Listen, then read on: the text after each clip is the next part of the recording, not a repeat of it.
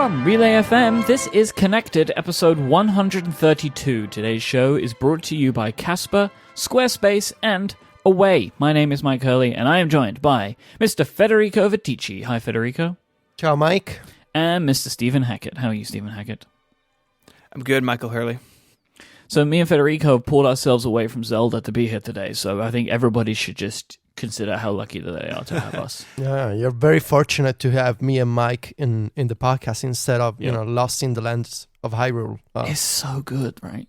I will say, since the two of you unboxed your Switches, our iMessage thread has been noticeably quieter. I'm just sending stuff to you. Leave me alone. Yeah, it just goes into the abyss. You haven't seen the other iMessage thread that Mike and I share with John Voorhees.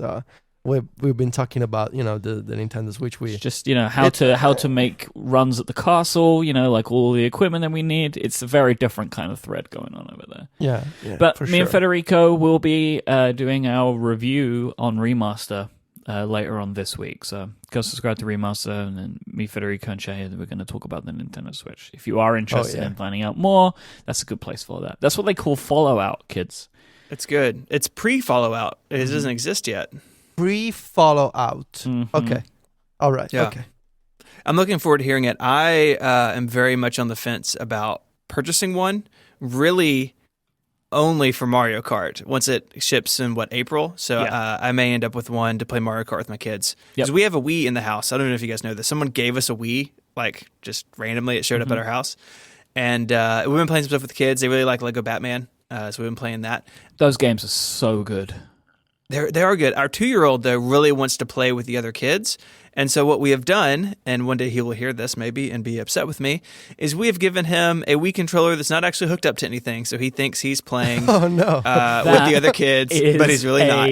Parenting masterstroke right there. That is freaking genius. So one time, about 10 to 12 years ago, when I was a teenager, me and my friends at the glamping area, we used to get together at my house and play with it was either the PlayStation 2 or the GameCube, I don't remember. So we were teenagers, we were just not a lot of preoccupations, let's say. So one afternoon we're playing with the Pro Evolution Soccer, the soccer game. Right? So I think it was PlayStation 2, definitely. So there was this guy that we didn't like. And it was a very peculiar character. So we fooled him into thinking that he was playing one of the teams. But actually, the controller was not hooked up to anything. So it was the computer? No, it was another guy actually in the back with another controller. So we told him, look, you're team A, for example. And he was really upset for 5 minutes because he couldn't win. And it was like, the players are not moving like I want them to move.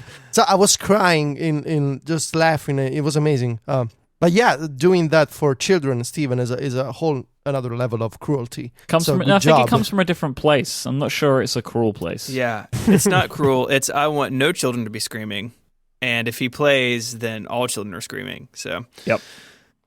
All right, so let's do some follow-up. Last week, I rather foolishly and rashly promised that I would use Mike's beloved Gboard for 1 week, and I have put together some thoughts on this. I will say, as we discussed, that iOS is doing a lot better job today than it was a couple years ago at not failing around third-party keyboards, so I never once had a situation where I just didn't have a keyboard. That used to be real common in the early days.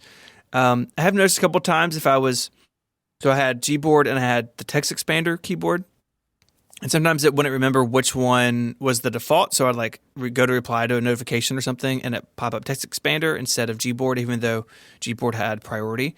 But all in all, far less buggy than I remember it being last time I tried this. And Gboard itself is really pretty awesome. So like you said, Mike, there's emoji and GIF search built right in. You can just tap and very quickly find something, as opposed to the iOS emoji keyboard. You're scrolling back and forth trying to find the thing. Even on the Mac, Apple has emoji search. It's crazy to me that it's not on iOS. They really, I think, need to do that. And they're already halfway there with the Emojify feature in Messages, but even then, you have to type a word and then hit the emoji button and then the word turns orange. Like it could be better. And having GIF search is really nice because, putting GIFs into things is always fun. But I will say that especially with iMessage, and we're going to talk about iMessage apps today, having Giphy and then, other like GIF service keyboards or apps makes that faster. So the GIF search is cool in Gboard, but not as necessary as maybe it once was. I will say the voice dictation I found a little confusing at first. So it has Google's like excellent voice dictation built into the keyboard, but you tap the button and then it swings you into the Google or the Gboard app, and then you record in there, and then when it's done, it puts you back into wherever you were typing. So it's a little bit of a switcheroo, but the dictation is super accurate. If you haven't really ever played with Google's voice dictation, go install the Google Search app and try it. It is really, really good. It's really hard to confuse it. And in my experience, has done a better job than iOS has. And Apple's voice dictation is actually pretty good. It's better, I think, than some of the stuff Siri tries to do. But all in all, I will say Gboard is great. All these features are really nice. But years of muscle memory on the iOS keyboard and years of kind of learning and it learning me is really hard to give up. Where I appreciate that Gboard's things like autocorrect are potentially much smarter than what Apple's doing. It has taken some getting used to that sort of new set of corrections and ways that it thinks about things. Mm-hmm. And so at this point, I've been using it for a week, I still feel sort of slow on my iPhone in a way that I wasn't expecting. At this point, I'm not sure I'm going to stick with it. I'm probably going to give it another couple of days and see. But it's great. It's a really nice alternative. But I'm afraid that years of muscle memory are just going to overcome all the good stuff in Gboard. It's interesting. I don't recall feeling that way. But I've always been weird with this sort of stuff. But yeah, I'm pleased that you can see the merits in it at least. And I hope that more people will try it. There's a few people that wrote in to say that they were going to give it a go as well. I think it is a good alternative. I think it's better in some ways. It's not as good in other ways. But I think that, as you said, that the situation for a keyboard to be good now is easier than it was before. Yeah. One thing I didn't mention in the chat room is asking about is the swipe typing. So if you're not familiar with this, basically you can use your thumb or finger and basically instead of picking up your thumb and typing on each letter, you can swipe and basically stop on the keys. And so it can be much faster and it uses all of its intelligence to figure out what words you meant. I disabled it on Gboard very quickly for the same reason but let me get through this. For the same reason I haven't used it elsewhere is that sort of motion for me is extremely uncomfortable over time and even painful after a couple of days. And that may not be as bad on smaller phones. I mean, I am on the Plus, which is a bigger phone, but I find that sort of motion for whatever reason just really makes my thumb and hand uncomfortable. So that's a shame because that is my favorite feature, right? It's the reason that this stays installed. And it's super fast. Yeah. But for me, it just doesn't work for whatever reason. The same reason I think that the Mike, you and I both tried the Logitech MX Master Mouse, which has a horizontal scroll control on the side of the mouse. And it's that same sort of motion, and that just killed me. And I went back to the whatever this one's on my desk, the Performance MX. So that just doesn't work for me for RSI issues. But if it does work for you, and you've never tried it, swipe typing is incredibly fast. And once you sort of learn some little tricks with it, you can really fly through stuff, and it's great for one-handed use. But for me, just personally in my situation, it doesn't really work. But if you haven't tried it, that alone is worth trying out something like Gboard, I think. I agree. Well, it's a shame that you can't use that because I think that is, especially for people with the larger phones, that's the winning feature in my opinion. It does surprise me that Apple's never built this into the iOS keyboard, the standard iOS keyboard, because it really is a very smart way of doing things, and it's much easier if you can handle it to do this with one hand when you're on a bigger phone. than trying to reach all the way across the keyboard, because it has a really good way of guessing what it thinks you're trying to type based upon where your hand's moving. So it's very cool. Totally. And it may be that Apple doesn't feel like it has that sort of intelligence at this point to do that, where Gboard obviously does. Mm-hmm. And I'd imagine too that's something where crowdsourced data comes in handy, that if people are swiping the word Federico a certain way, then it can learn that and it can make that better. So so all in all, I like Gboard. I think you're right. It's like the best alternative out there. And if I don't stick with it, that's not a huge blow against its credibility. It's a great option. Yep. So moving down the list isn't really follow up, but I wanted to mention it here. It is the springtime, so it is always the time for your favorite podcast and websites to be making t-shirts. And so I've got a 512 shirt up. It's the first one I've done. I did one when I went independent a year and a half ago and haven't done one since. So this is a new one. It's all about the iMac G3. Forgotten Towel did the artwork, so it's amazing. And if you follow the link in the show notes, there are both EU and US options. So if you are not in the United States, the EU options may be a lot cheaper as far as shipping. The colors available are a little bit different in each campaign. I can't do anything about that. But if you are not in the United States, check out the EU link. It may be a lot more affordable to ship from there, or it may not be. Just check out both. So I just wanted to mention that and thank everyone who's done a shirt so far. It's always nice to have those out there. Very nice shirt. Thank you. Up next, Twitterific has been funded on Kickstarter. Wow, this jumped a lot since yesterday. Yeah. So as of this recording, they're at $81,000. Today is March 7th. They have 8 days to go.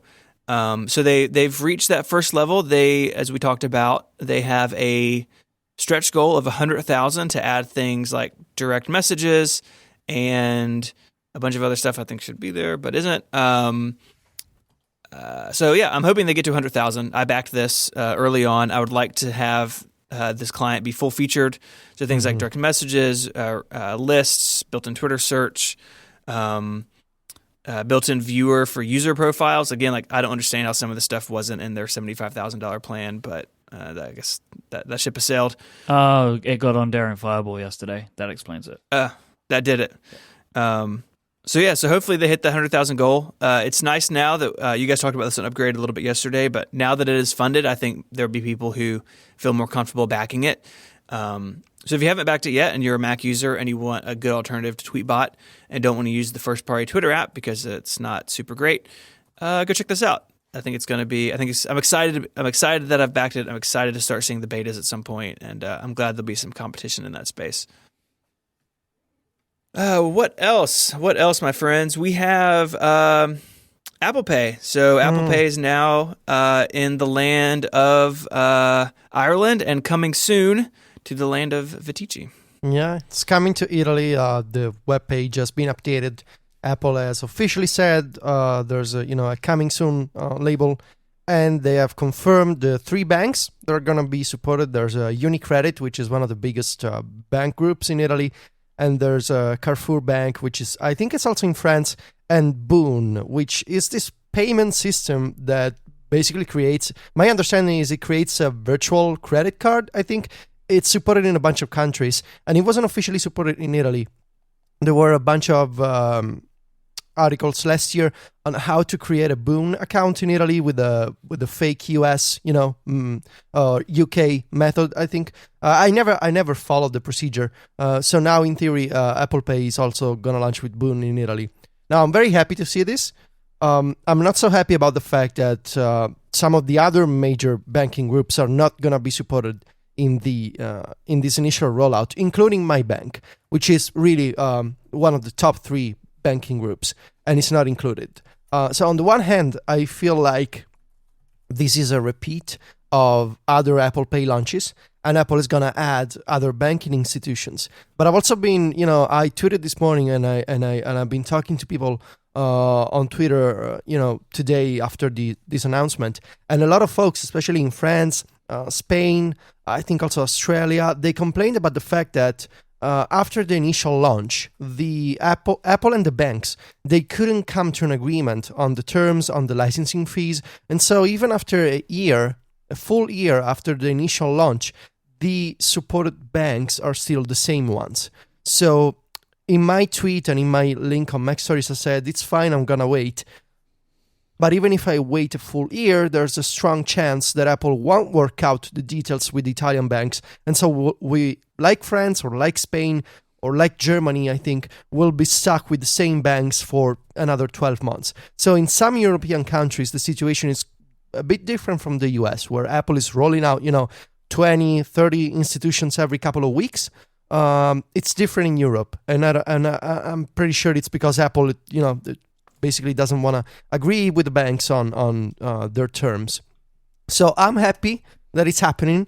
I don't want to change my bank. So a lot of people said, just change your bank. And no, that is not an acceptable solution to this problem. Especially when you have a business, and when you're dealing with payments and wire transfers coming from a bunch of places, going to a bunch of places, you don't want to change your bank just because of Apple Pay. This Boon thing might be good though, right? Because it's not really a bank. So this Boon thing might be a good solution. Not necessarily because I want to be the guy who goes to the Carrefour supermarket and pays with Apple Pay, right? Not just because of that, but mostly because of payments in Safari, on the web. And that's why I want to use Apple Pay, because I feel safer, because it's going to be easier, because it uses Touch ID, all of those benefits of Apple Pay in Safari. That's what I want to use. Not because I want to go to H&M and be super fancy and pull out my phone or my Apple Watch, because everyone is going to look at me, with that look on their face anyway. So Apple Pay in Safari, that's what I want. And maybe I should consider this Boon system. But there's no details on the Italian launch on the website. So I figure we're going to have to wait for Boon as well. You're always fancy when you go to H&M. You don't need Apple Pay. Thank you. But, and every time you try to do, even in Rome. So Rome is a big city, but it doesn't have big city habits. Like when you go to London, for example, you took me to the tube and it was so modern, so civilized, compared to the metro in Rome. Yeah. And so I can only imagine I go to the store in Rome and I pull out my phone and everyone is going to make fun of me.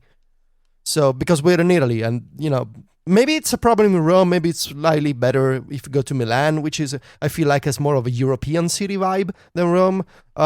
But yeah, I mostly want to use it for Safari. And when I go to London or when I go to the US. But, we'll see. Yeah, I've definitely run into places. So I use it at Walgreens and Whole Foods on a regular basis, like usually at least once a week, if not more. And it is funny sometimes. It happens less and less, but occasionally I'll get a look when I do it. But I don't do it with the watch. I know a lot of people really like that. I do it with the phone. I feel like the watch is a step too far for kind of the same reasons you said. That sometimes there's social awkwardness around it. But it is really nice in Safari. So I'm a Chrome user, have been for a long time. But we recently added it to the membership program at Relay, and I wanted to kind of. It's really the first time I've ever used it. Kind of wanted to understand how it works. So I went there, did a purchase on it, and it really is great. And especially if you have a touch bar enabled Mac, but even if you don't, it's so integrated with your other devices that it's really fast and really pretty awesome. And so, Apple Pay is one of those things we don't talk about it a lot. It's sort of like quietly there in the background, but I think it really is gaining steam out in the real world. And as more countries get it, as more banks get it, I waited over a year before my credit union added it, and I didn't switch banks for all the same reasons you just said, Federico. It's just a nightmare if you have a business, but it is nice now that I have it. I'm glad that I do, and I think that Apple will continue to push forward on it, and I think we'll continue to see advancement in it, even though it doesn't necessarily garner headlines all the time. So I'll just say, like, for me, because I'm in a land of privilege when it comes to having chip and pin and contactless and stuff everywhere, right? Like the UK payment system is made for something like this. If I'm paying for something that is under 25 pounds, I use Apple Pay on my watch every single time, no matter where I am. I remember. I saw you do that. And I do it when I get on the tube. I used to get on the tube when I'm buying coffee. Like we have a store, like a supermarket, like a small supermarket in our building, on the downstairs floor of our building. Whenever I go down there, seriously? Yeah, this is a very normal thing in the UK. Like, oh, that's amazing. Like big apartment buildings have like a small like Oh wow! Like what like a chain store, like a big supermarket store, but like a small version of it, but so it has all the essentials in it, like a mini market. Exactly. That's the word I'm looking for. So when I need to buy anything from there, I don't even take my wallet.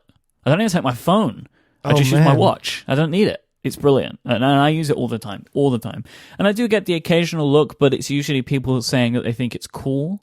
Like the people that check it, like, oh, look at that, or like the usual phrase I get is, oh, the future, huh? And I'm like, yep, that future, that's sick burn. It's right now. I don't really know what to say to stuff like that, but people aren't trying to be mean. Like they tend to be very interested, like because they've either heard about it or they've never seen it before. But there just isn't that requirement that there seems to be in other countries where like these terminals have to support it. If there is a terminal that has contactless payment, it will support Apple Pay 100% of the time here. Like, and I think it's great, so I use it all the time. It's awesome. So I hope that you both get this, and I hope, Federico, that it comes for you soon. But yeah, it's funny because you're going through the exact same thing that Stephen went through and then I went through, where like it launched in our countries, but not our banks. Yeah, and I just wanted to kind of note how it's not necessarily my problem about like the social awkwardness. It's more of the Italian mindset of, I know if I use Apple Pay at a big store when there's a big line and the equipment is going to fail and it's not my fault, but because I'm the guy with the phone, like, oh, look at this guy. Exactly. I'm going to get in an argument with the people behind me, accusing me of breaking the system with my fancy iPhone. And I don't want to do that, especially because some people, especially in Italy and especially in Rome, have a tendency to kind of want to cause a scene. And I really don't like that.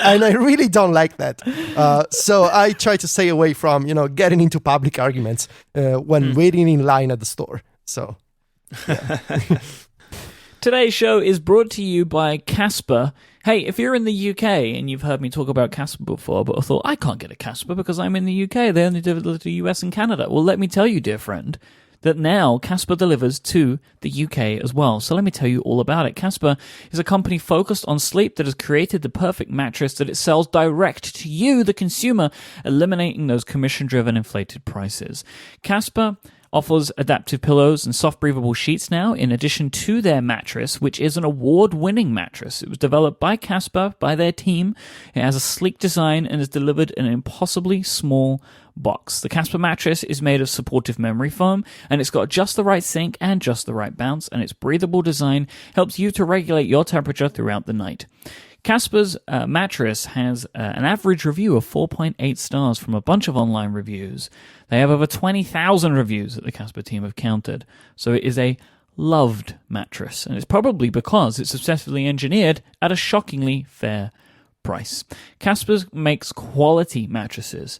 They are designed and developed in America at great prices because they cut the cost of having to deal with all of the showrooms and also take that hassle away from you too.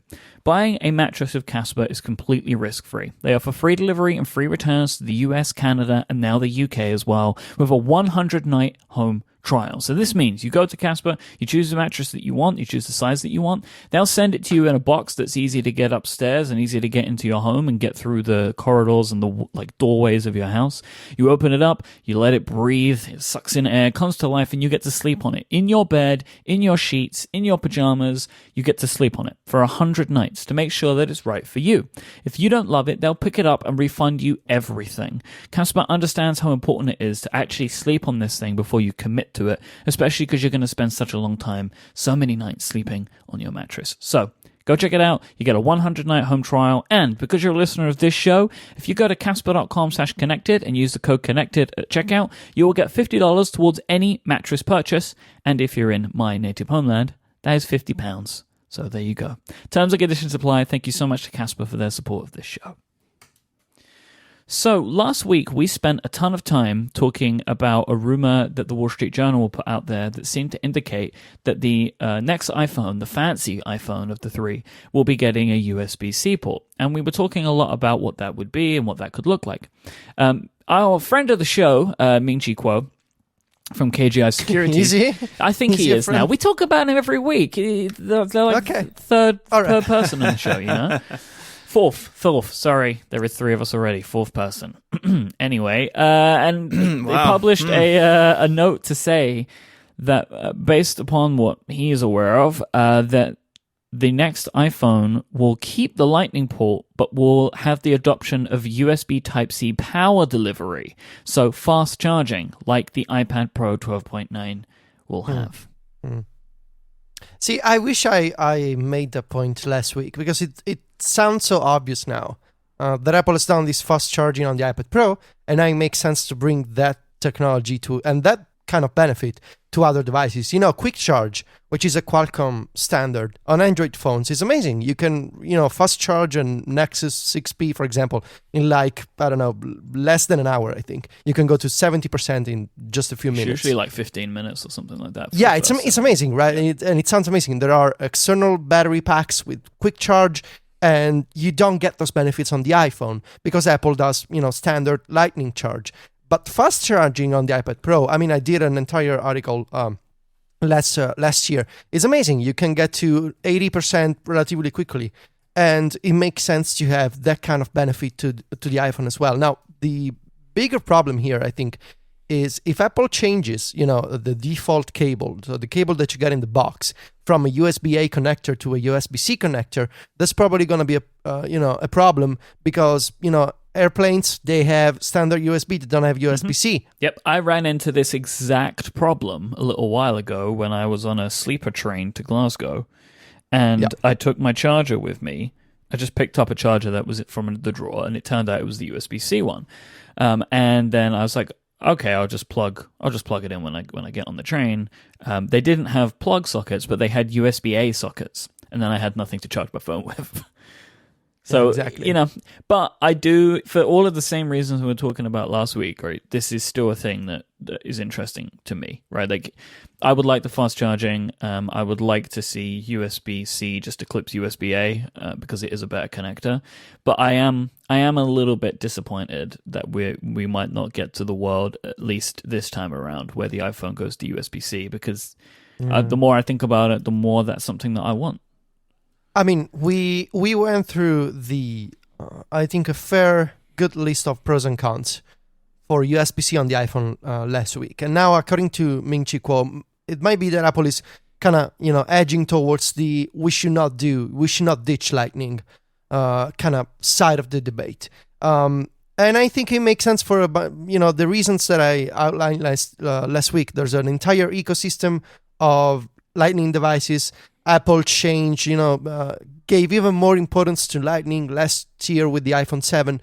So it makes maybe more sense for Apple to go there. But I should say, I've been buying also primarily because of the Nintendo Switch, a lot of USB-C connectors, battery packs, chargers, cables. I'm trying to go USB-C everywhere, and it feels amazing that, I can just pick up any cable and it fits and it charges quickly, and I don't have to think about it anymore. And I would love to have the same experience on the iPhone, but I feel like it's never going to happen because Apple likes to do its own thing. I just feel like it was possible to live that kind of, tech life, to just, one cable, one standard, and you're good to go. Sounds like it's not going to happen with Apple devices, which makes me kind of sad. I understand, but it also makes me kind of sad because it's, everyone likes to not worry about connectors, but we have to. So, yeah. Does it make sense what I just said? Yeah. I love USB-C. I understand why Apple is doing Lightning. I just wish, life was different.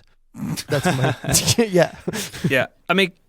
Really, either end of the cable they change will lead to change, right? It'll be all the stuff we talked about last week, or it'll be stuff we're talking about now, where USB-A has kind of become a universal power outlet in a lot of places. And so either way, this will bring change, right? Like, how many cars have USB-A jacks in them? Like, my car has 2 side by side. And so there's pain either way.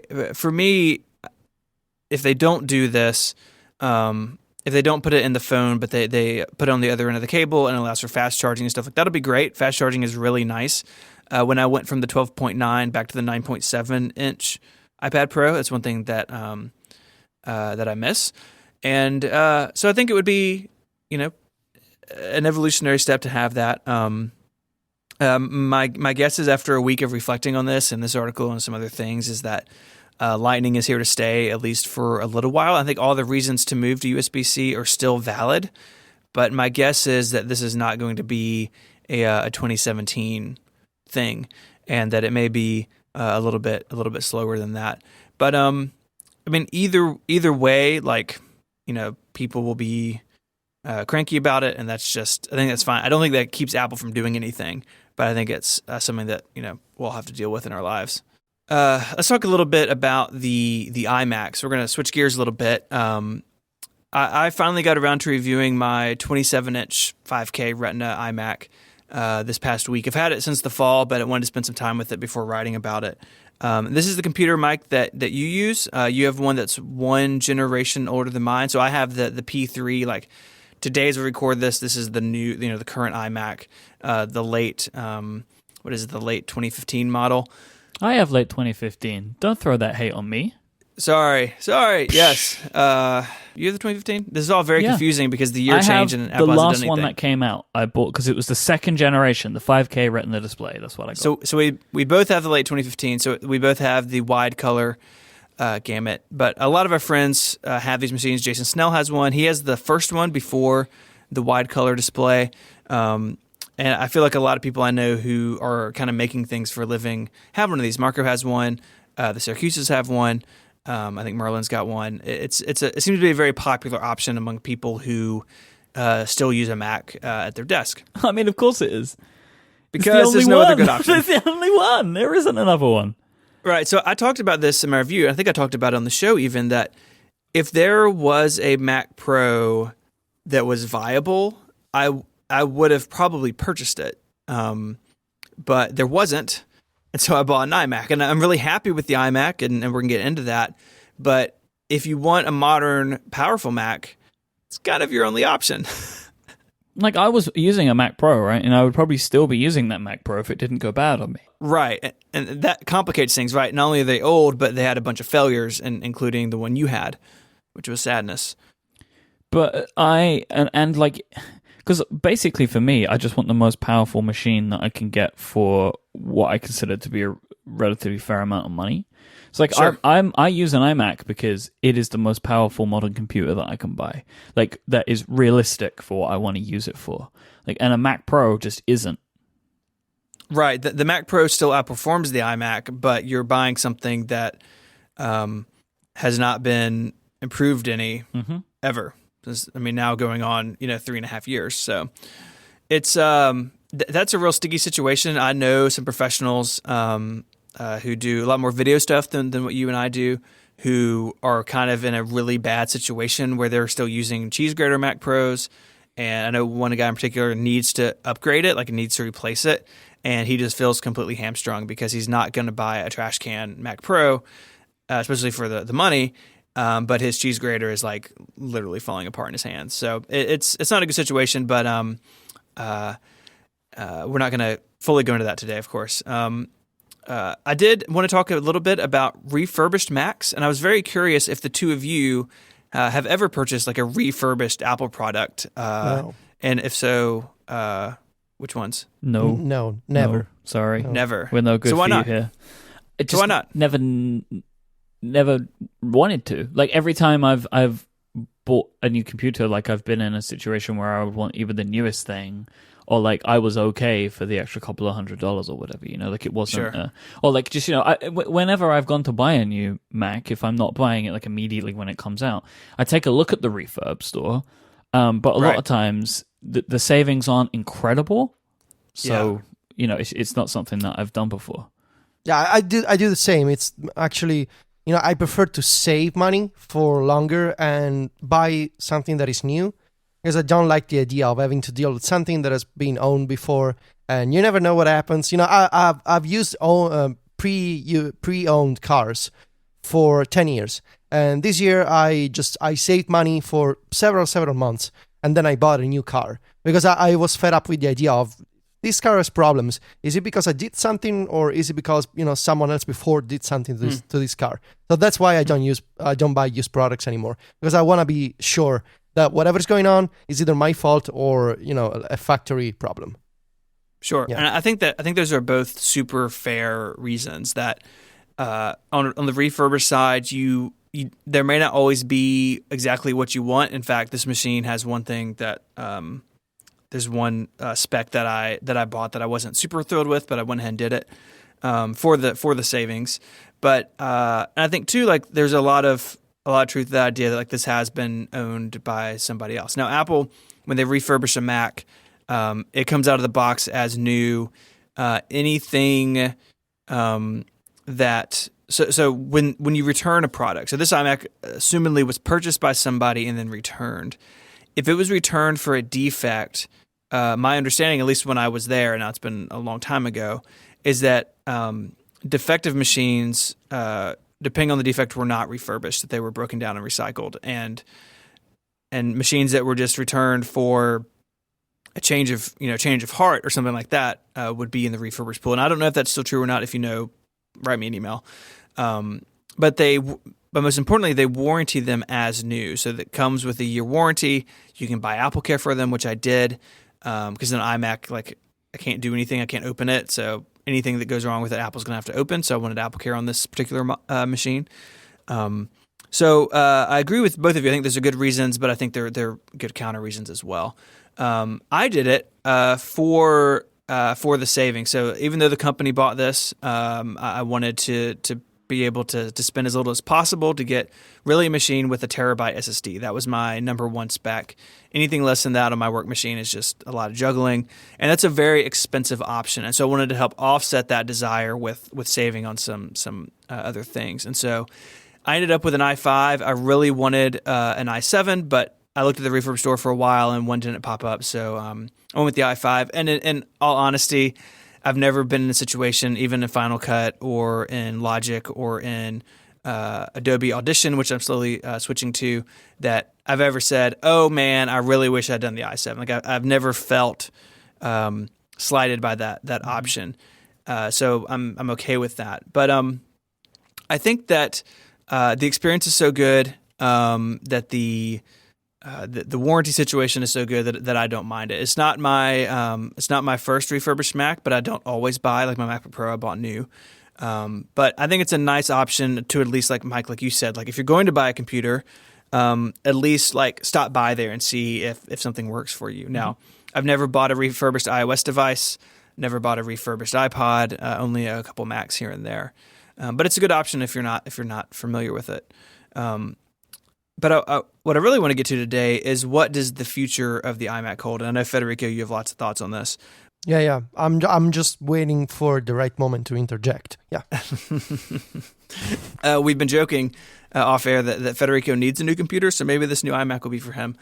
Sure. So the late 2015 has what Apple would now call legacy ports. You've got USB 3, you have Thunderbolt 2. Clearly, those will collapse into USB-C Thunderbolt 3 ports, like on the MacBook Pro. I do hope that they keep the Ethernet and the SD card reader that the iMac has had forever. It would be kind of silly to get rid of it. Like, it would just be spiteful, because there's so much space back there. There's no need to remove those ports. You can't even see them. Like, it would be... that would be very, very disappointing to lose those, to be honest. I think it would be inspiring. And you can see in the review, one of the pictures I took from behind the iMac as it sits on my desk. And like, if you route the cables nicely, I don't see anything. I don't see any cable clutter. It's all behind the screen. And I use the Ethernet jack, even though I've got wireless in the studio. I prefer a gigabit connection. But I think those Thunderbolt and USB ports will, collapse into USB 3, USB-C Thunderbolt 3 ports. But I think this next iMac, maybe even as early as this month, if Apple holds an event, will be very evolutionary. We'll see those ports. We will see KB Lake. We will see a better graphics card.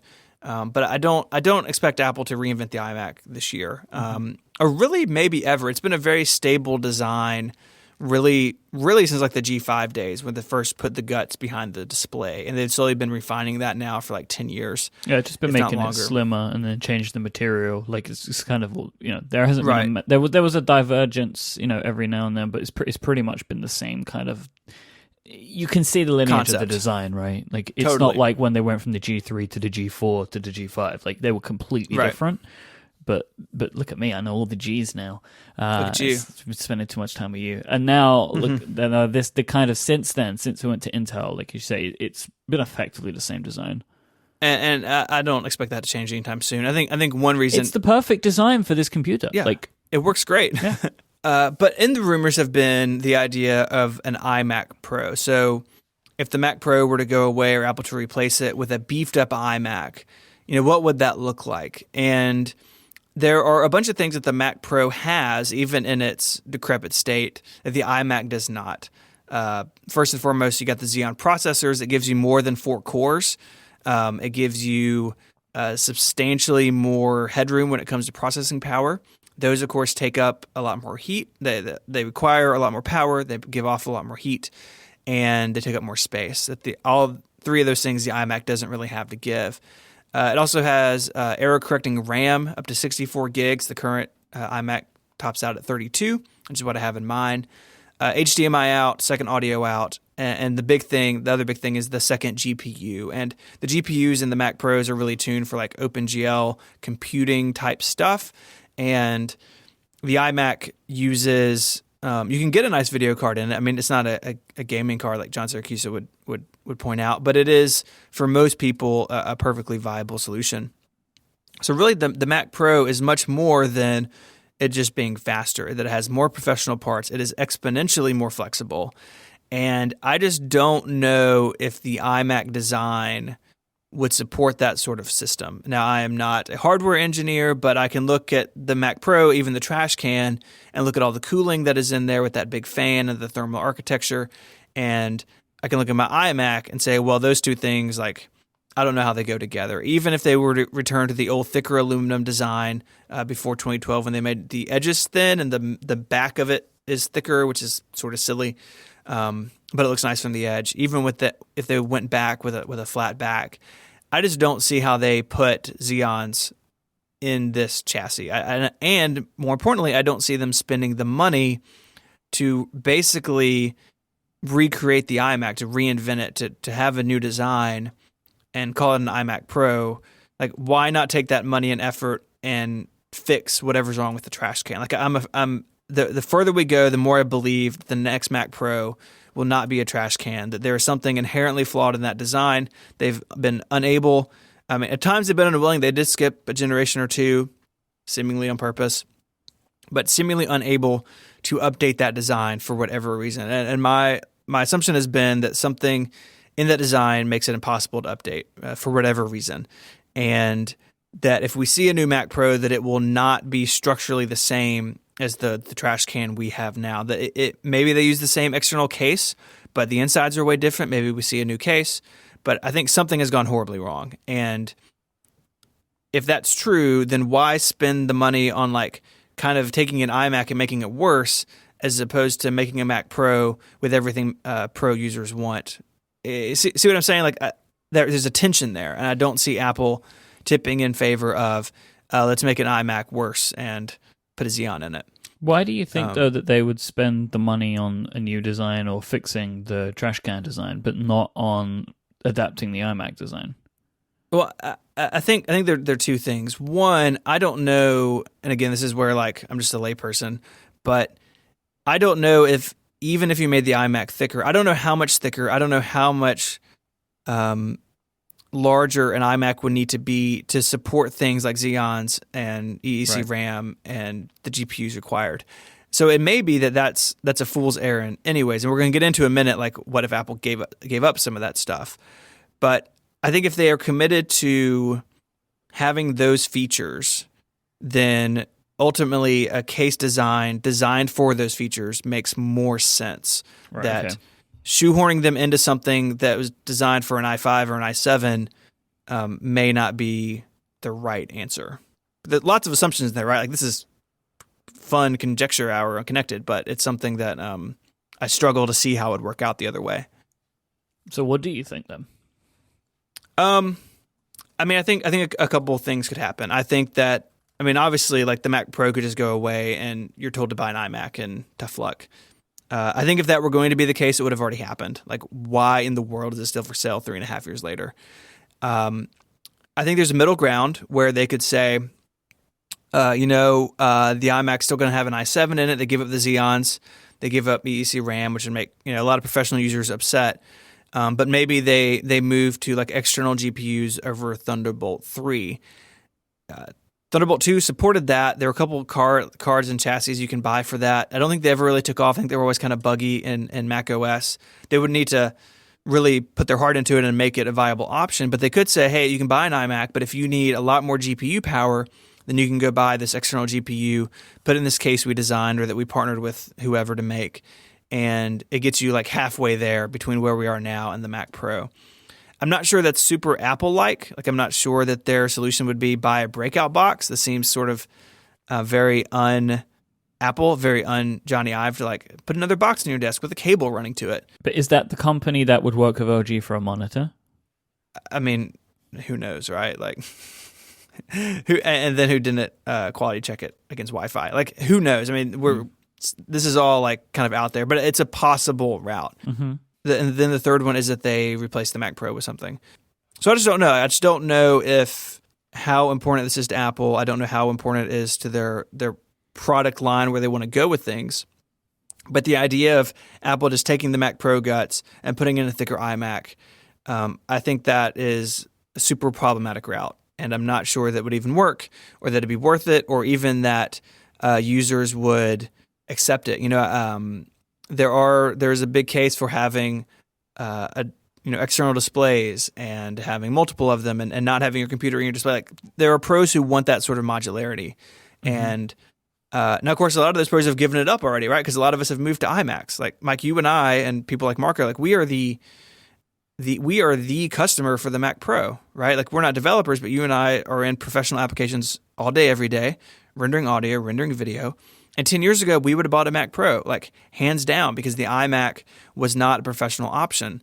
But the iMac has started to skew upstream. Like, if you buy the cheapest iMac and the most expensive iMac, they are vastly different machines. They look the same, but they are vastly different as far as their capabilities.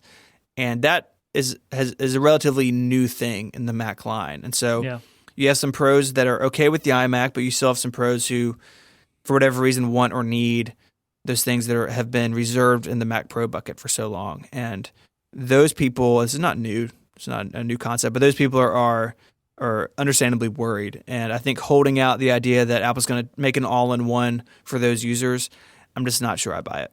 This week's episode is brought to you by Squarespace.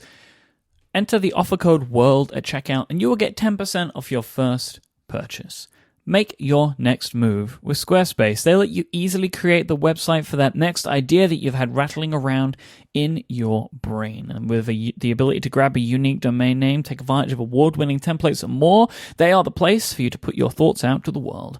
Maybe you're looking to sell your physical or digital goods. Maybe you have a portfolio that you want to display to get that job that you've been looking for.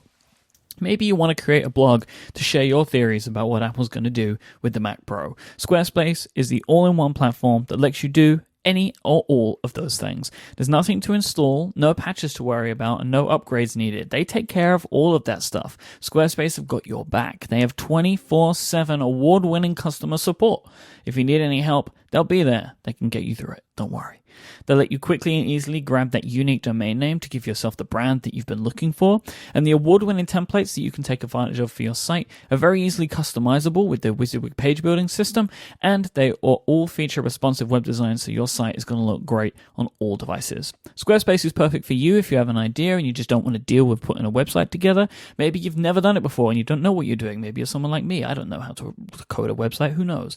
Or maybe it's for the person in your life who you don't want to have to support anymore with their website needs. Squarespace plans start at just $12 a month. You can sign up right now with no credit card needed for a free trial. Just go to squarespace.com. Then when you do decide to sign up for a plan, use the offer code WORLD and you will get 10% of your first purchase and show your support for Connected. We'd like to thank them for sponsoring this show and Relay FM. Squarespace. Make your next move, make your next website. So I've been reading this article by Adam Howell about the iMessage App Store and how Apple is not doing enough to promote new sticker packs, to promote new iMessage apps, and how the user experience of the of stickers in iMessage in iOS 10 is really slow and could use some improvements. I've been rereading this article again because I disagree with some of the points that he makes, and I actually agree with a lot of them. I kind of wanted to ask you guys about your use of the iMessage App Store, if you use iMessage apps, and so forth. But before we get to the questions, I wanted to say where I disagree. So if you read the story, Adam makes some iMessage sticker packs, so he knows what he's talking about. But I partially disagree on the point of Apple not doing enough curation and basically the Disney sticker packs being the only thing that Apple features on the front page of the iMessage App Store. I mean, Disney has an advantage over other companies because, one, they have one of the most recognizable brands on the planet. But I also feel like they totally understand, they completely nailed the idea of making sticker packs on the iMessage App Store and asking people to pay up for them. Disney has a couple of dozen sticker packs, maybe more, and they're all sold at different price points. So from 99 cents to $2 to $3, and you can find this huge catalog of stickers with Disney characters. But it's not just that they're kind of taking PNGs from their popular franchises and sticking them into iMessage. They're actually redrawing them and making stickers with expressions, with animation. So they're actually optimizing their characters for the iMessage App Store. And of course, they tend to be floating up in the top charts because they had this opportunity, and unlike other companies such as Nintendo, for example, they completely went for it and they're reaping their rewards. But that said, I feel like Apple is doing a good enough job with curation. So we run a weekly section on our newsletters for members, and one of the sections is it's called the album, where we highlight some of our favorite sticker packs.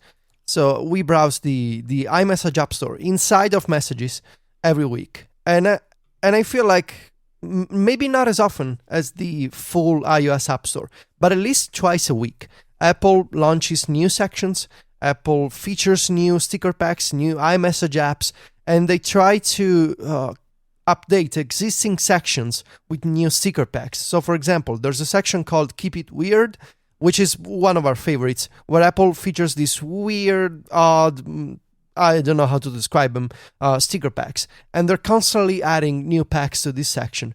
But also, for example, if you go this week, you will find that Giphy has launched this initiative. I think it's called Giphy Arts. And it's a collection of 12 sticker packs from 12 different artists. And they're all featured by Apple. So Apple tweeted them with the App Store account, and they're also on the front page of the iMessage App Store. But besides this, like I said, every week, if you go on Tuesday or if you go on Fridays, you will likely find new entries in the new stickers we love section, or new sections like the Giphy Arts one. For example, when it was Valentine's Day, there was a Valentine's Day section for love themed stickers. So I feel like Apple is doing a good enough job there, and also they're actually featuring and promoting iMessage apps and iMessage sticker packs on Twitter with the App Store account, but also on the App Store itself. So if you go to the App Store, the standard one, and you scroll the front page, you will find iMessage apps and stickers there as well. So you don't need to go to the iMessage App Store to find or install stickers. That said, so we disagree a little on the amount of curation that Apple is doing. But I feel like the points about the user experience of the iMessage app drawer and using stickers is completely 100% right. It takes too many taps to open the app drawer, and it takes just too much time to explain to people how it works. and the differences between, this is an iOS app that contains an iMessage component, or this is an iMessage only app. So if you download it from the App Store, you actually won't find it on the home screen. You need to look into messages, but there's no actual way to launch the iMessage app from the App Store. That drives me mad. That's so slow. Why put them in the App Store if I then have to go to the other App Store to install them? It doesn't make any sense. Exactly. So there are, he has a very, very good breakdown of all the taps that it takes to navigate the iMessage UI. So with this being said, I wanted to ask you, we're 6 months, maybe more, into iOS 10 officially. How do you find yourselves using the iMessage App Store? Do you still buy and download sticker packs? Have you used other kinds of iMessage apps beyond stickers? Or did the novelty effect just wear off months ago? I think for me, the novelty is really worn off. I still send stickers. I send them mostly to the two of you, but I feel like the sticker packs that I am using and have really stabilized, that I kind of have what I like, and I haven't really been exploring much past that. And a lot of the big reason is that, the design and the UX of finding them and downloading them and managing them is just really clunky. And I don't really feel a big need to go in there and try to find new stuff all of the time. And for me, the inability to sync those apps across devices has only hurt this. That I kind of have my iPhone set up with the packs that I want and the one app that I use that we can talk about. But my iPad has sort of the same ones, but they're sort of scattershot. And Yep. I haven't really sat down with both devices and made them all the same. And that's really so frustrating. Annoying. Every now and then I'm I'll look for a pack. I was it's not there. So then I have to go through my purchases and download all the recent packs that I've been enjoying. And it does make it so I'm less likely to maybe install a pack to try it out. Because then I have to, if I'm on my iPad, then I'm going to have to put it on my iPhone, and it's really annoying. I would say for me that my experience with stickers is exactly as I expected it would be. I use them all the time. I think it's hilarious. It's so much more expressive than emoji or text because you get to do silly things with them. And I install new packs relatively frequently. I don't think I'm doing it every day, but maybe every week I'll get a new one. It really helps that I know John Voorhees because John puts together the majority of the sticker stuff for Club Mac Stories. So maybe one day every week John will just destroy my iMessage, and then I'll pick up a pack that of his that he's recommended, and then I'll grab those and I'll use them. But I do really love the sticker pack, and I spend money on them. I'm cool with it. And as Steven said, I have a few that I've really kind of they're my mainstays. I'll put a links in the show notes to a couple of my favorites. For example, the Happy Toast pack, Ragtag Classic, Pusheen, and the Make It Rain. They are just super mainstays for me. And of course, the Relay FM ones, because a sticker of yourself is very useful to have. I recommend people make their own stickers of themselves. You can. It's very good to drop your own little character all over the place. So yeah, I use stickers all the time.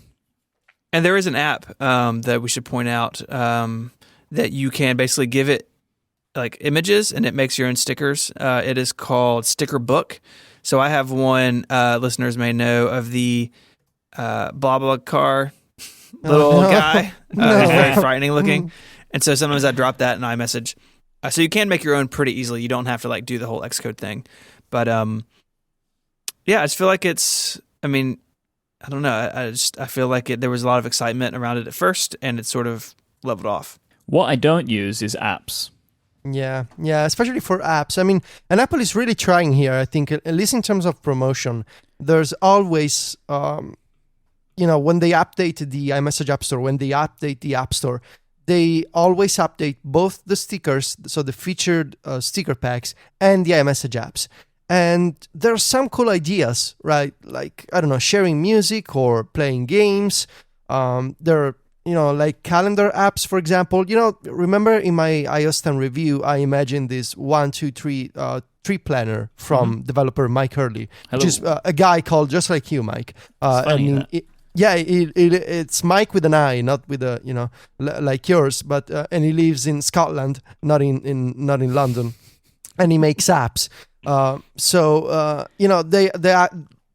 those apps actually exist now. So, like agenda planners, calendar apps in iMessage, those are possible, but it's a combination of they're too difficult to use, they're too limited, because you can actually with the whole system of sharing message bubbles and limited interactions within a conversation, and the fact that they're too hard to discover, I feel like the usage isn't taking off as much as Apple was hoping. So I don't think Apple is backing away from the idea of an app store inside iMessage. If anything, I think and I hope that they will make it easier to for developers to make apps that interact with users in a conversation, and for users to access those apps. The only aspect that doesn't convince me we're gonna see these changes soon if it took us 7 probably more years to see any kind of change to the home screen. Are we gonna get any change for the iMessage home screen for apps and stickers? Maybe, because people use stickers, and care about stickers more than icons on a home screen. But Apple, let's just say Apple doesn't make great app launchers. And the iMessage app drawer is another example. Anytime Apple makes a launcher, it's not so great. Whether it's the home screen or Launchpad or Split View, they need to hire more app launcher people. I think they will make some changes in 11 to make it better, just because there are some really easy routes to make it better, right? Like just how we were talking about the syncing between devices, the way that you install sticker packs and stuff, like all of that stuff. It seems like the theory behind what you should do is easy to see. I mean, practicalities are different, right? But you can see like, oh, this should be better. So I expect that with time, and once things grow out, they see how people are using them, they understand the flaws, right, which you maybe can't see in the bubble of when there's only 2 packs, right, before it launches. So I have faith that there will be some improvements there to make it a better experience with like the way that things are installed and managed, I think. But the app stuff is just not really materialized to be very useful to me. There's only one app that I use, which is the same app that Steven uses. Game Pigeon. Yes, everybody loves Game Pigeon. Me and Steven frequently play pool in Game Pigeon. And you always win. I wondered if you knew this. I've never mentioned this, but I am undefeated with you, and I didn't know if you knew that. Yeah, I've been keeping track. Wow. You've never beat me at pool. I'm done playing that. I'm the same way. Like the apps just haven't really been a big deal for me, and I really don't know why that is. They haven't really solved anything that I needed, like a hole in my workflow. Yeah. We should say the chat room is going crazy about iMessage on the Mac. The apps aren't coming, right? Like they're iOS apps that they're not going to run on the Mac unless something crazy happens. Stickers are the same way, really, that even though they're just images, they are bundled in apps. And maybe there's a way for Apple to make those cross-platform somehow, since they really are just folders of PNGs, like once you get down into it. But I don't see that being a super high priority. If anything, and maybe we'll see the iMessage effects come to the Mac. Right now, the only one that works on the Mac is if you send me something in like what is it called? Like the secret one where you have to like scrub your finger over it to read it. Invisible ink? That works on the Mac with the cursor, but like none of the others come through. It just says, in parentheses, sent with lasers. So I don't know how big of a importance that is to Apple at this point, that the Mac is sort of behind iOS in that regard. I think one of the big problems for me, at least in the way that the apps have kind of materialized, is they are too tied into messages. Like, I find it frustrating that to confirm my action in the application, I have to send it as a message. Yeah. It's just weird. Like, I feel like that the apps, if they really are going to work, they should be like collaborative and active within the message window. Right. As opposed to it being this like to and fro between people. I think that's why it doesn't work for me. The problem, You're 100% right. Apple went with this framework based on the idea of a message session and message bubbles. And so there are so many constraints for developers on what they can actually do with the bubble itself. And all of those confirmation steps are, Apple made them so they're by design because they're so, Apple likes to be so sure about, user interaction, confirming that you want to share data with others. And I feel like I appreciate that Apple makes it so secure. I mean, developers cannot even access the names of people in a conversation, just some alphanumerical IDs. So there are a bunch of limitations. Those are by designs to ensure privacy and all that. But there are also other things that I feel like they should be, on a technical level, they don't deal with user details or usernames and that aspect of privacy. It should be more. There should be more flexibility for apps to display, like custom message bubbles, for example, or to do animations, to do additional buttons in the UI of a conversation instead of having to tap to reveal the UI, but otherwise it's just a bubble. So this being stuck of everything's a message bubble, I feel like that's one of the biggest problems at a technical level for the iMessage app framework. Do you think that they're going to make it better? Do you think this might be something like keyboards where it kind of just stays stuck for a while? Yeah, exactly. So I'm it's kind of like USB-C, really. I'm 50-50 on this. I don't know, because I can see how iMessage is a bigger deal than custom keyboards. A lot of people use iMessage, and every time a new celebrity makes one of those emoji sticker packs, they shoot up in the top charts. So people are buying them. People are buying stickers, and you can see this with celebrities. You can see this with stickers by Disney. But I don't know if Apple cares enough. They did the basic groundwork. It works, just like custom keyboards. So we'll just leave it untouched for the next 3 to 4 years. So I don't know. I hope they do differently than what they did with custom keyboards, because iMessage is much more popular, much more, pop culture than, Text Expander. I mean, I love Text Expander, but just, you don't go on Ellen to talk about snippets. So, you know what I mean, right? Yeah, I get you. So, yeah, maybe it'll be different this time. This week's episode is brought to you by Away. Your luggage shouldn't cost more than your plane ticket, and that's why Away makes premium suitcases with fantastic features for under $300. Just go to awaytravel.com/connected, and you'll be able to peruse Away's collection of suitcases, all made with premium German polycarbonate, which is unrivaled in strength and impact resistance, whilst still remaining lightweight.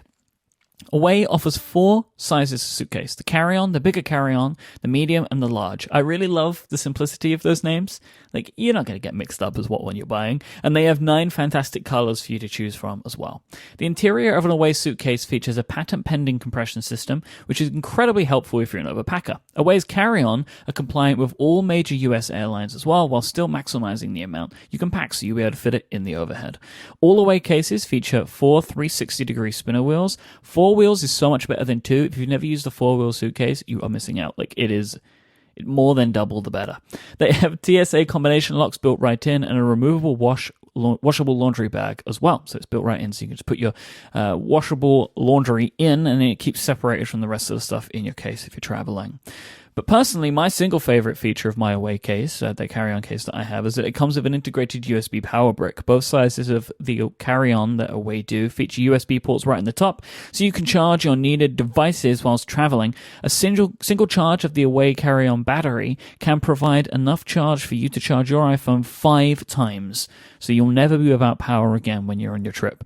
I've got a bunch of travel coming up over the next couple of months, and I'm very happy that I have one of these Away cases, because when I need that extra bag for my carry-on, or I'm just going on a short trip and just need carry-on stuff, this is the perfect case for me. I can fit so much stuff in it. The compression straps have like a built-in laptop or iPad case, so you can put that right in there. You can fit a ton of stuff in there, and you also have the power of that battery whenever you need it.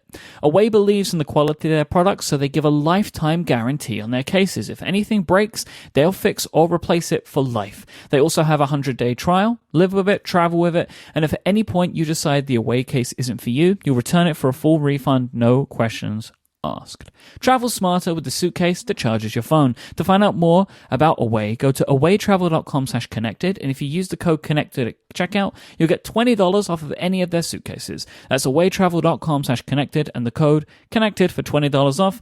You can visit Away in any of their retail stores as well in New York, LA, and London.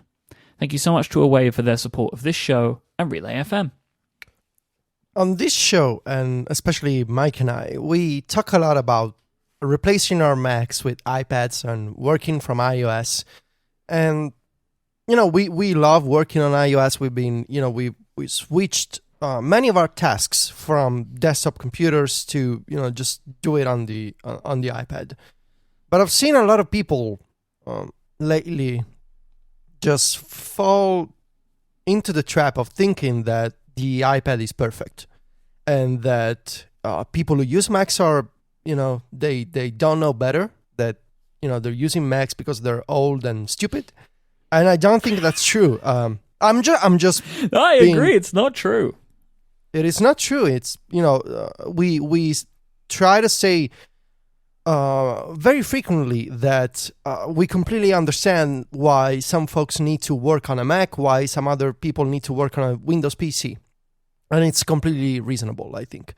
And I just found it funny that we went from, trying to prove a point that it is possible for some people like us to do a lot of work on the iPad, to having the arrogance of some to say that, Macs are for folks who don't know, who have no idea what they're missing, just assuming that other people and telling them what computer they should be using and assuming they don't know themselves. With that said, I felt it would be nice to trying to do the reverse of what we usually do and pick two aspects of where iOS is still behind the Mac and where the Mac can do things that iOS cannot.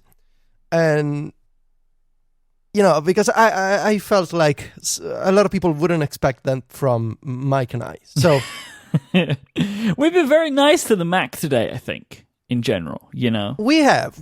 And I just wanted to kind of highlight how we're not blind to the argument that, a lot of people make, even in the chat room when we record the show, that they cannot use an iPad for X and X reasons. So we're gonna do round robin style, obviously. Of course, obviously, yes. And we're gonna do two aspects of iOS lagging behind the Mac each. I'll go first, and this can be whether it's about a specific app or a specific system feature, it doesn't matter. The first aspect that I picked is there are not enough power user email clients that allow you to customize the experience as you can on the Mac. So on the Mac, you have Apple Mail, which packs a lot of, whether it's in the preferences or, hidden behind right-clicking the interface, for example, it packs a lot of customization features and also advanced features. You can create smart folders, you can customize the toolbar, you can, you can do saved searches, you can personalize so many aspects of the Apple Mail experience. But on the Mac, you also get these more advanced plugins for Apple Mail, for example. I think one is called Mail Butler, maybe. But there's also apps like MailMate, for example, that allow you to have this custom, very power user-oriented approach to email management.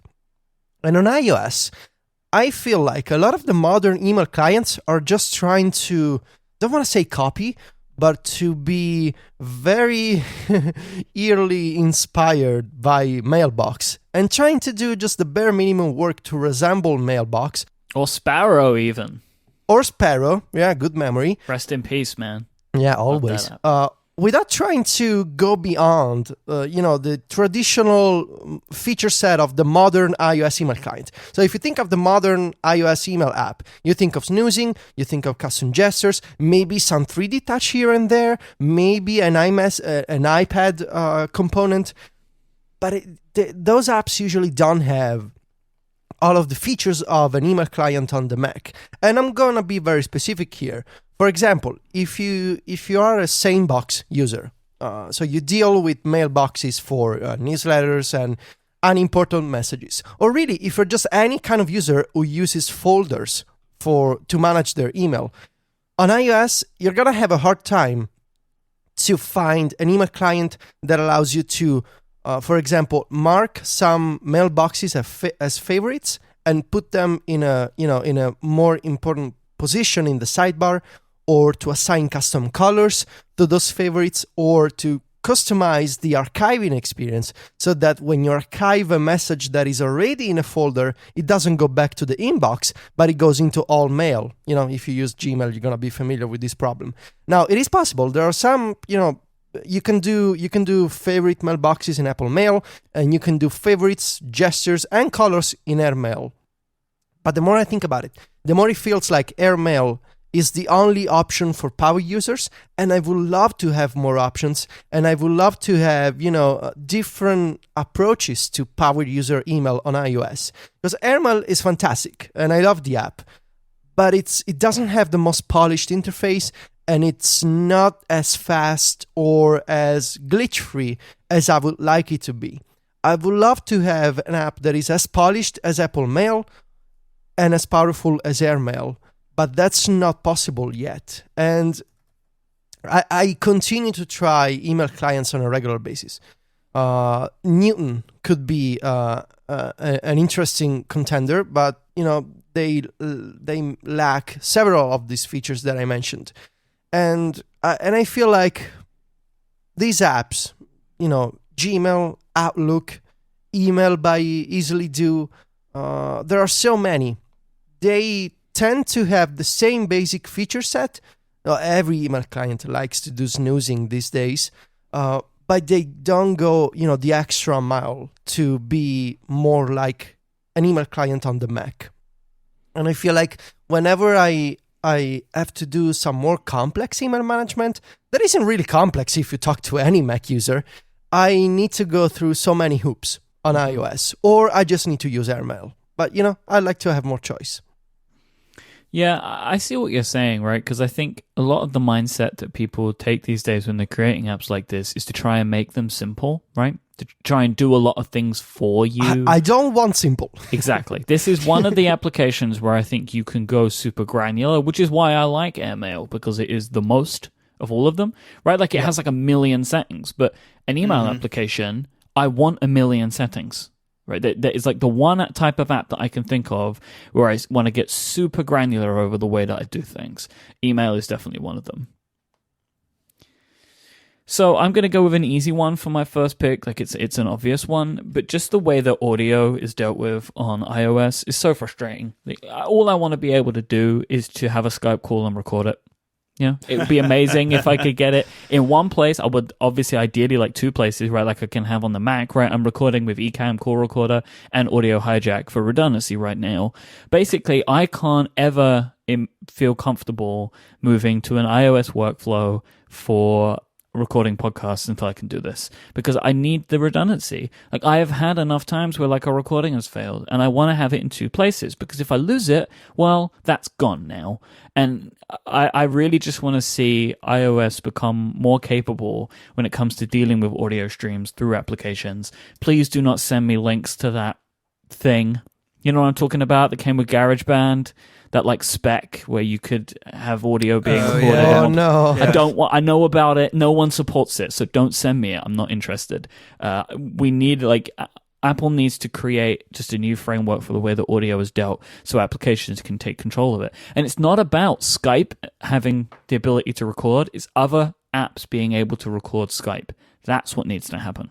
Right. So. Yep, I totally agree with you. So mine, I'm actually stealing one from you because I ran into it just a couple of nights ago, which is better rich text support. So I wasn't going to say it one today because I've said it so many times. No. So I'm pleased that you picked it.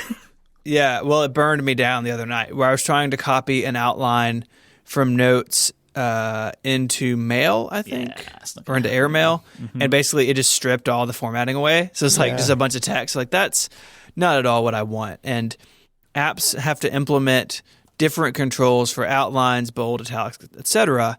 And things really break down if you try to move a lot of text around. Mike, the example you always use, I'm copying stuff from Google Sheets into an email, and I just get the contents of the cell, but no structure from the cell. It's like, well, that's not really at all what I wanted. So it's really twofold. I mean, that's a way to do it. It's not the way that anybody expects. Come on, don't Right. you want minimalism in your spreadsheets, Mike? One app at a time. So for me, it's twofold. It's that sort of support that if I copy something, you need to retain the formatting. On the Mac, it does that, and you can also paste without formatting. Paste as plain text on the Mac, where I just get the content of the cells, for instance, and not the structure of them. So on the Mac, you have both options, and I think that it would be, have pick whichever one is the default, and then have the other one in that pop-up. So I can say, paste with or without formatting would be really nice. And the flip side of it is that all these apps do it differently, right? So if you look at just note-taking apps, if you look at Bear, Evernote, and Notes, they all have different implementations for creating outlines and for stylizing text. And Google Docs has its own. Like, that should be standardized. And it's a little bananas to me that it's been so long and it hasn't been. My next complaint really is about downloading files or saving web pages with Safari on iOS. So I love Safari and I don't use Google Chrome. I really do think Safari and Apple Notes are two of Apple's best apps on iOS. But I have a problem every time I need to download the file. There's no download manager interface on iOS. So on the Mac, when you download something, it goes into the downloads pop-up in Safari. So you can view the progress, you can view the download speeds and all that. And you can actually click a button to reveal the download in the Finder. There's no download manager interface on iOS. There's no single location for downloading files. Apple made some improvements with iOS 10. So now when you click a link to a zip file, for example, the address bar in Safari, the blue progress bar, that will reflect the download progress. But there's no actual information about the download size of a file. You don't get any message. So you just tap a link and then you're like, oh, okay, I guess it is downloading now, maybe. Eventually, after the download is complete, you get this screen with an opening menu and with the option to open the file in one of the apps that you have installed. So I can live with that, I guess. But one of my biggest problems is I cannot save web pages as HTML sources in Safari on iOS. The other day, so we're looking to update the free sample that we provide people on the, for the Club Mac Stories newsletter. We have a free sample that you can read online right now, but it's from issue 5, I think nearly 2 years ago. And I wanted to download one of my most recent issues and convert it to HTML, make some adjustments to the web page, and send it to my developers so that we could update the free sample. So I was in Safari. I was looking at this newsletter's web view on the MailChimp website, and I realized, well, I cannot save this to HTML on iOS. And I know I could have done it in a bunch of ways. I could have iCab probably, right? Like, I'm sure Probably- iCab has, probably always the has answer. everything. probably iCab, but it was just I needed that file quickly. There was Sylvia next to me working on her MacBook Pro, and I was like, look, I'm gonna airdrop you a link. Can you just open the page and save it to HTML? That's heartbreak, man. I know, but it just I needed to, I know. and coming from me, I guess it's gonna be a surprise. But it's just I realized I needed that file in a few seconds. I didn't want to go, start a new research on, okay, let's look at what app can download a web page for me, because it could have been a 30-minute rabbit hole, there and then. So I was like, Teacher, we're losing all our cred today, man. I'm just being honest, I because know. people have this idea of me being, I don't know, the savior of the iPad. It's just no. I stumble upon the same problems as every other person trying to work from the iPad. But it's one thing to admit it, and another to pretend that everything's fine. The iPad is perfect. The iPad is great. It is great. I love it, but it has problems, and this is the one of the problems. Downloading stuff. I could use apps, and I know I recommended those apps. For example, Documents by Riddle as a download UI. Textastic probably could have handled the download for me, or iCab, or Pythonista, or Workflow. There are a bunch of options, but it should be a default, and it should be easy for everyone. There are some things you shouldn't need an app for. That is something I'm going to break the round robin for a second. That what you just said sums up so much frustration I think a lot of people feel about iPad productivity. That it's one thing for the three of us, to say, oh, just use Workflow for this or just download iCab. And that's fine. And that stuff is there for those of us who know that it's there and who want to pursue that. But there's so much just simple stuff in iOS that should be there that isn't. Like, downloading Safari is like the best example I can think of this. Like, people need to do that. And Apple has not solved that problem for them yet. And maybe they never will. Maybe they haven't gotten to it. You can never tell. But I think that's where a lot of people sort of get frustrated with wanting to move to an iPad, or even hearing how the two of you have done it. Like, that's fine for them because they know how to use Workflow, but the rest of us mere mortals can't do it. So I like that we're doing this today to help deal with that, because I think it's a complaint that we see in our email. It's a complaint that we hear, and I think it's a fair one a lot of the time. But yeah. So I think Mike, you're up next. On my Mac, I use Spaces a lot because I like to have like corresponding applications grouped together just so I know where they are, right? Like, so it makes sense to me. Like, I have the stuff that I'm using for recording on one space. I have like Twitter and Slack on another space. I would love to be able to have these types of defaults in iOS. So like, if I activated the multitasking menu, I could have a bar at the top, which is common pairings of applications that I have suggested. So like, I could tap a button and Notes and Chrome would just open side by side next to each other. So like, I didn't have to go through the dance of opening one application and then opening another application. Like, I just want to be able to have a UI which is like an iOS version of Spaces, where I could just bring up the application pairings that I use frequently. Like, I don't want like window management, right? Because I prefer the iOS way of doing things, but I do miss like having the shortcuts, so just like things being in the same place like they are on the Mac. And if I could have something on iOS which was like a bridge between those two things, that would make me very happy. Yeah, totally. I can see that, because you don't want the complexity of resizing windows. I generally don't like the idea that is going around lately of let's bring overlapping windows to the iPad. Yeah, I really don't like that. Mm-hmm. But I would love to have easier multitasking management for multiple things at the same time. Maybe even 3 apps at the same time on the iPad Pro. I could see that. I just don't want to manage, resizing from the corners or overlapping stuff. But I totally get that, and I totally agree. That would be awesome. It'd be cool. So mine is actually related to yours, Federico, on downloading. And mine is just having a place to stick files temporarily. So a workflow that I do a lot on my Mac, multiple times a week, sometimes every day of the week, is I keep up with the expenses for Relay. So anytime we pay our hosts, or we pay our web hosting company, or a developer or a designer, my end of the business is to pay those people and then to make sure that those records are entered into FreshBooks, which is the system that we use. We used them long before they were a sponsor. And that workflow is really simple on my Mac. I take the email receipt that I get, or, a lot of these places will, you pay somebody and you can download a PDF receipt right there on the web page.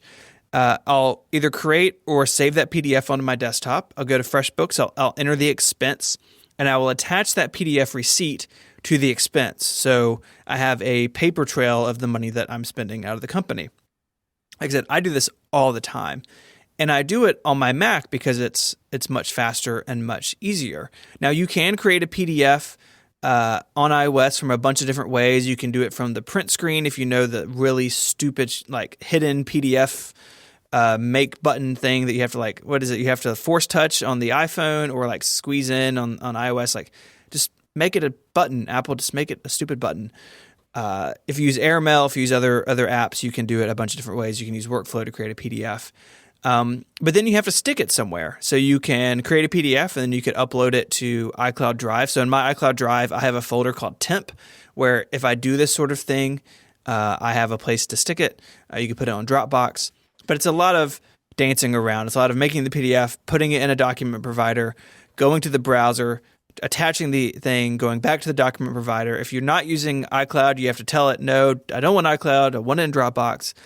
And it's all very clumsy. And it's something that, for something that I do so often, that speed is super important. So I can do it on my Mac much faster because I can just put it on the desktop and I know where it is in the file system. And I'm not saying Apple should put a file system on iOS.